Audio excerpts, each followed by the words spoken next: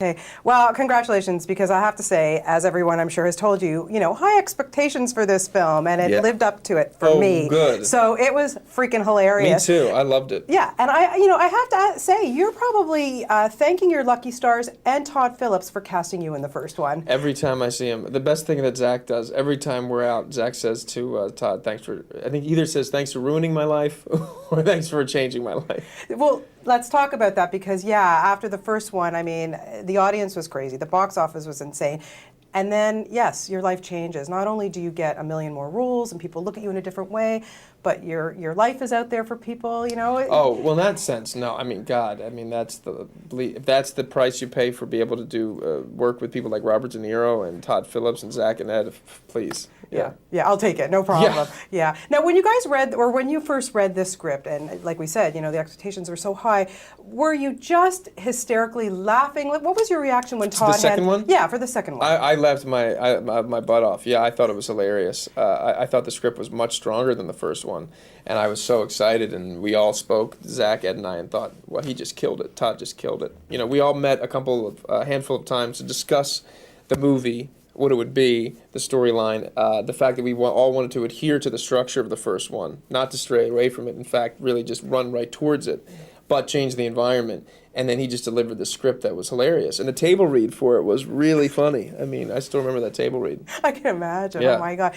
And then, of course, the three of you now, and Justin, of course, you're better friends. When you first did the Hangover, the first one, I remember talking to you guys, and you didn't really know each other before when you'd started. Now you are good pals. Yeah. So that had to have made a huge difference in terms of even shooting this one, I would think. And it shows itself in the movie. I think all three characters are much more grounded this time. I think that Phil shows sides of himself, and I watched the movie. I don't see me at all up there. I really just see Phil, and same with Stu, as Ed is Stu, and Zach as Alan. I mean, I really feel like, and the filming process was completely different in a lot of ways, because we all have gone. First of all, we all went through this very unique experience of The Hangover becoming such a huge success and promoting it and all that stuff. We spent that time together, and then Zach and I became so close. And Ed, it was harder for Ed just because he's on The Office, so he's always working. But we all stayed in touch, and then shooting it in Bangkok. You're halfway across the world, and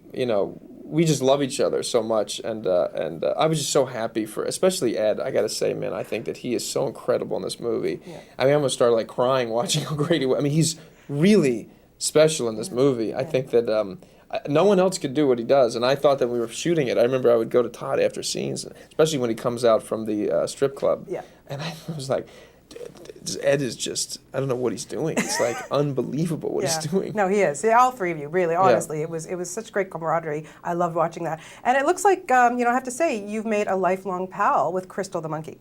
Yeah, Crystal and I go way back. Failure to launch, right? Yeah. She was naked in Failure to Launch. At least she's got some clothes on in this one. She does. Seriously, though, having that monkey on your back the whole time. Luckily, I love animals, and they chose Phil to be the one that has Crystal, because it's interesting acting with a monkey all the time. I can empathize with Clint Eastwood. It was, but I fell in love with her. I became completely smitten with Crystal. Yeah. Matter of fact, I was so happy she's coming to the premiere, so I get to see her. Yeah, I'm excited because she's going to be at the junket, and I'll be there. She's going to be at the junket too? Get to do a stand-up with her. Oh, that's great. Any tips for me? She'll give you a lot of kisses. Oh, really? Yeah. But not to be freaked out or anything? Oh, no, nothing. No. She's completely calm. Cut two.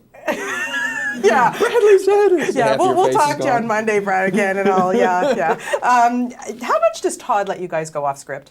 Or do you even want to, because the scripts are so good? Oh, no, we do. But we do every time we do the scene. But it's all for the purpose of the story and making the relationships richer and deeper. And it'll be something like, it's not so much improvisation as, we'll call Todd the night before a scene and say, how about this? And we're constantly rewriting on the day. We'll do the scene, it's not really clicking. We'll go out, to the other side of the room and really kind of workshop it and come up, let's keep that idea, that's a good improv. Then we'll go back and then we'll do it. And it's just that kind of process. Yeah, I wanted to know, when you started or decided that you wanted to be an actor, was there a movie or was there an actor that inspired you to say, hey, I got to do this for my living? I mean, Robert De Niro was probably the actor who inspired me to do it.